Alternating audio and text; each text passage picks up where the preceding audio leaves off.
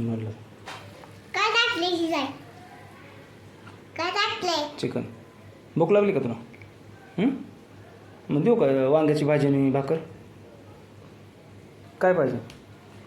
हे काय हे काय हे काय चिकन चिकन. ते नसते खाऊ लहान लेकरांनी. वांग्याची भाजी आणि भाकर देऊ का तुला? हे खाऊ नसतं ते लहान लेकरांनी. चांगलं नसतं लहान लेकराला. असतं. नसते. वांग्याची भाजी आहे ना झालेली, देतो ना तुला लगेच.